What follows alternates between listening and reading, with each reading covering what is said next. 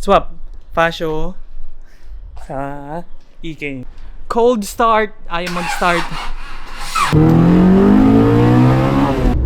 Uy, padrim naman ako. Start ka to? Oo, Let's do a walk around while explaining the... We're going out! Gagawin natin, pupunta natin si Bods. Pipicturean natin yung kanyang kotse. Tapos interviewin natin siya regarding sa build niya, and we will be featuring it sa ating social media platform. So don't forget to follow me, like this video, and subscribe to my channel for more content like this. Feel free to comment. Okay, bumalik tayo sa bahay. At nasira ang ating sapatos. Take 2. Pagpalit na tayong trucks. Let's go! We made it dito sa nandito na tayo sa village nila Bods. Ito na yung pinipilit natin siya ilabas ang kanyang EK na LXi R. Bakit LXi R? Mamaya malalaman nyo. Ito ating pasyo.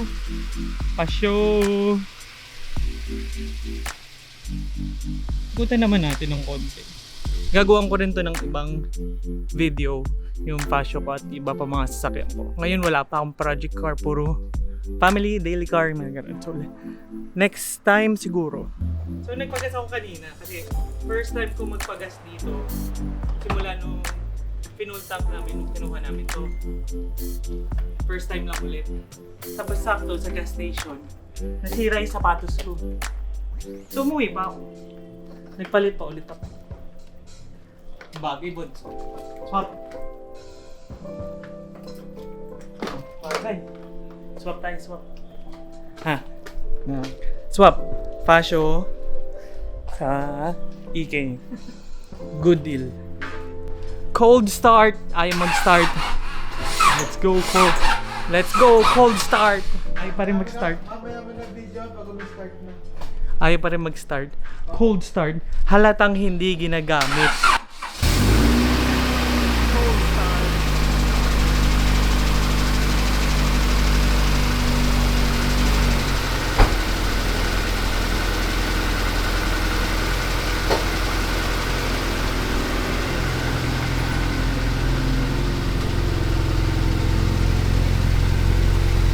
Tahimik lang pero pag humataw yan, hihiyaw yan mamaya. Papahiyawin natin yan mamaya. Pag-drive-in mo ako? Pa-drive ako? Pa-drive ako. Pa-drive ako.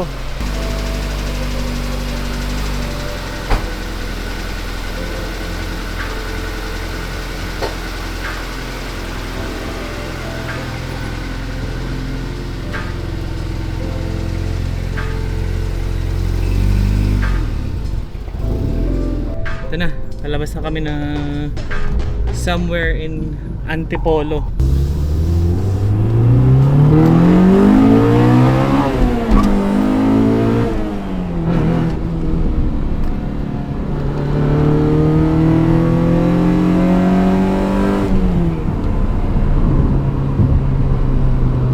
Iba talaga humiyaw ang VTEC ng all motor.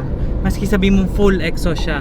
Because before ako, my last project car was an SIR B20 Turbo. Hindi siya ganito humiyaw. Yun, again, once again, big shout out kay Bods Garcia of B-Spec. Siya si B-Spec na nagbebenta ng mga aftermarket wheels, aftermarket parts. Kung meron kayong kailangan na mga parts para sa hindi lang Honda, maski anong kotse kaya niyan. PM nyo lang siya. Ito yung page niya somewhere, lalagay ko or lilink ko somewhere. Kulit ng backpack niya guys. Tingnan mo yung backpack niya. May ilaw, may animation. Kulit eh. Angas. Dapat yung helmet niya may ilaw. Angas. Kailangan rin ata natin yun sa fashion natin. So anyway, yun nga, range ang horsepower nung B16B ni Bods na specific kung ilan. Basta 200 above, all stock. Siyempre all stock, wink wink, dila, ganun. Diba? Pero daily use to. Ibig sabihin, kunyari may lakad siya, long ride, yun yung mga magandang setup, yung hindi ka matatakot na layo hindi ka matatakot gamitin. Maski ilang taon na to? 25 almost 25 years old na tong sasakyan na to. Pero kung gamitin niya, parang bago. Actually, daig pa ng mga daig pa nito yung mga ibang modelong sasakyan. So, he built this in mind of na gusto niyang matulin, gusto niya heavily modified, gusto niyang, pero sobrang reliable. Okay, let's go.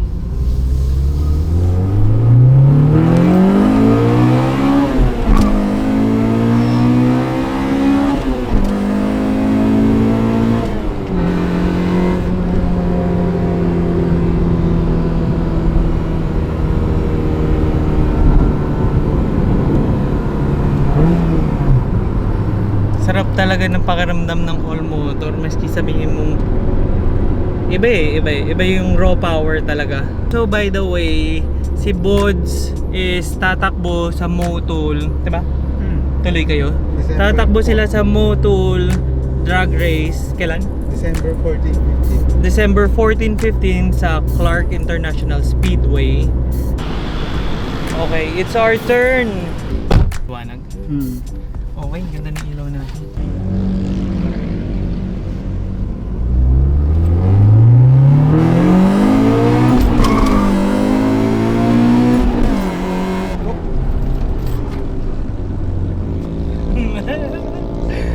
Nervyos si Bods. Ang sarap! Motor yun eh.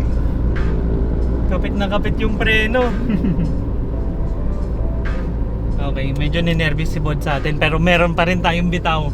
Meron pa rin tayong asim. Okay na ako doon. Ang rev limit nito is ano? 9,000. 9,000. Kasi sa ano ako nag-shift eh. Red line ng Type R gauge is 8,500. Okay, we'll find a place where we can stop and ikutan natin yung sasakyan ni Bods. And explain namin sa inyo. Explain namin dalawa sa inyo kung ano yung karga niya, ano yung mga gaano katagal niyang ginawa, mga ganun. So yeah, we'll catch you pagdating namin doon sa kung saan man place. So yeah, we're here. Nakastop tayo somewhere. Labas muna tayo. Patayin muna natin. Magsi-start ka to? Oo. Tulak. Pwede naman tulak. Pang jump start dyan. Do a walk around while explaining the modification that has been made to this car. This is a silver car na dating green, LXI green. Yung LXI green, kung hindi kayo familiar, medyo dark siya na hindi siya, ako personally hindi ko siya type yung kulay na green.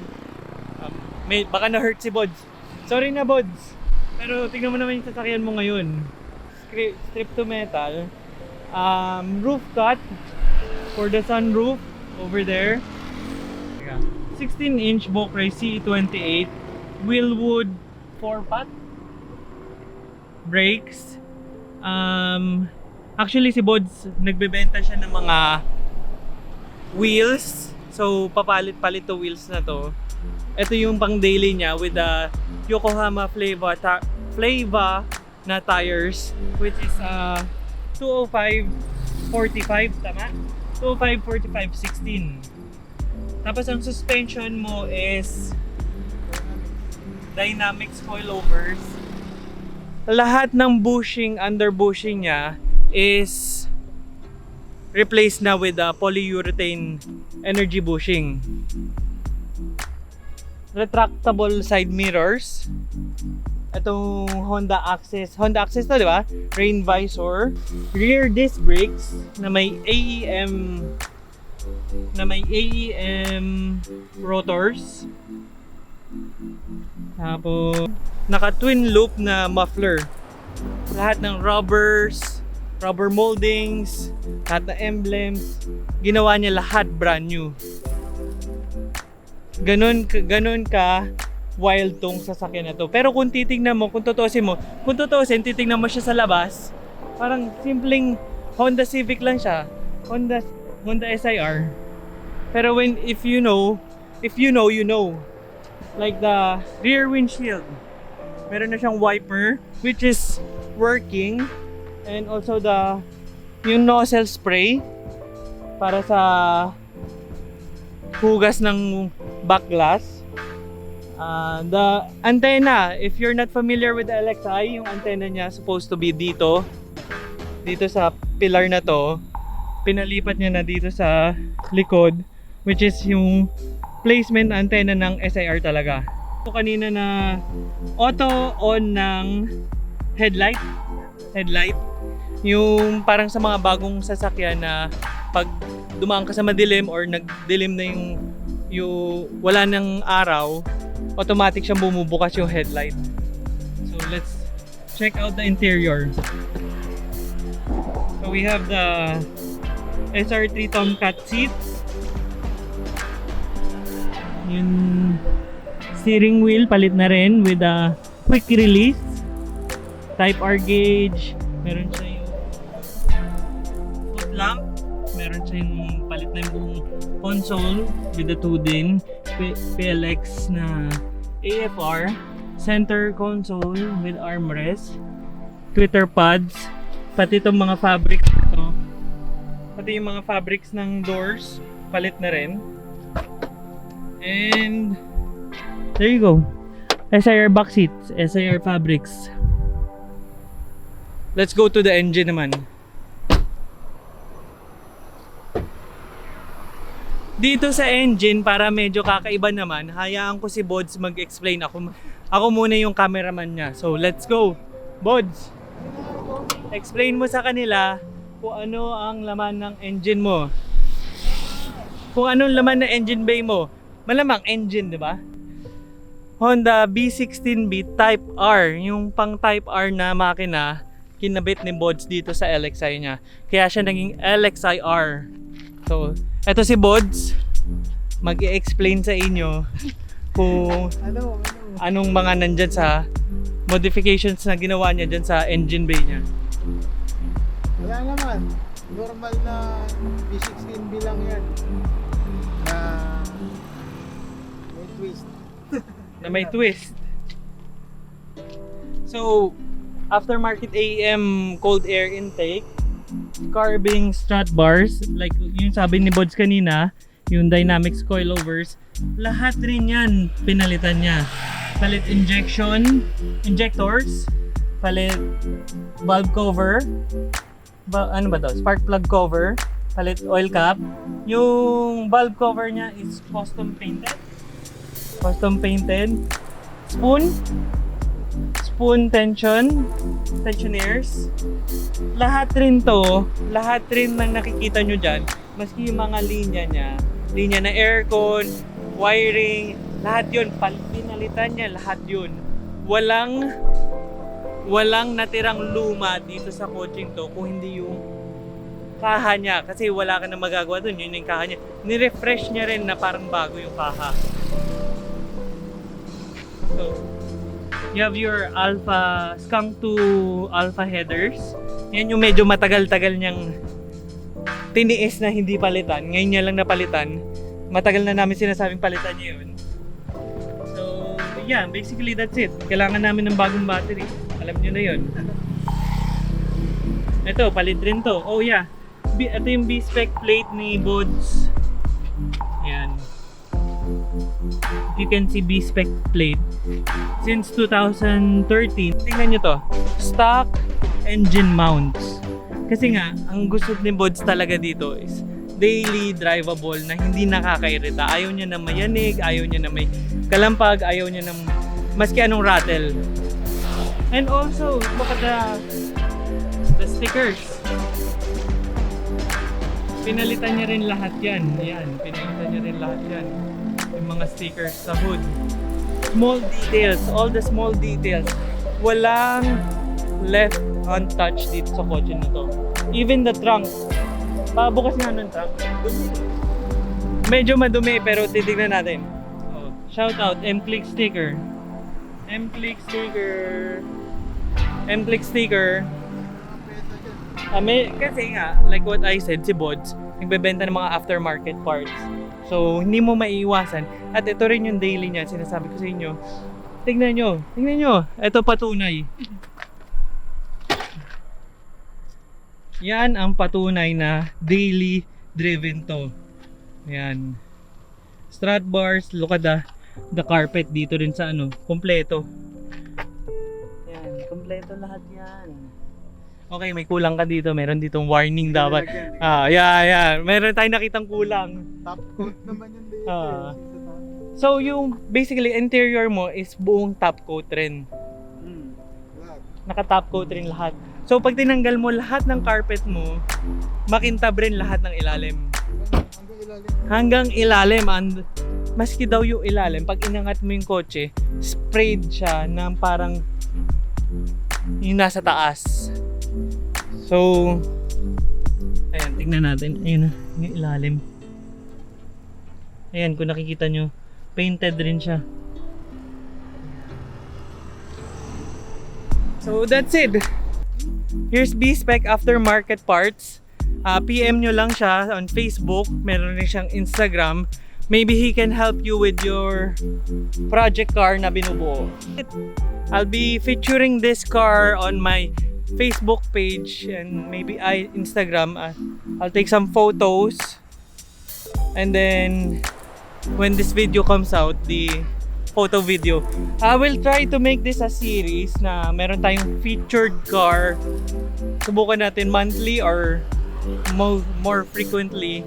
Bahala na. Titignan muna natin kung anong kakalabasan nito. Kung meron kayong masasuggest na iba pang, kung nagustuhan nyo yung content natin ngayon, or meron kayong masasuggest pa na iba, comment nyo lang. And don't forget to subscribe, and click the bell icon. Di ba? Parang pro tayo. Parang pro lang. So yan, Bods. Bye-bye. Thank you, Bods. Last look bago tayo mag-photos. Last walk around. Sana hindi tayo mabangga.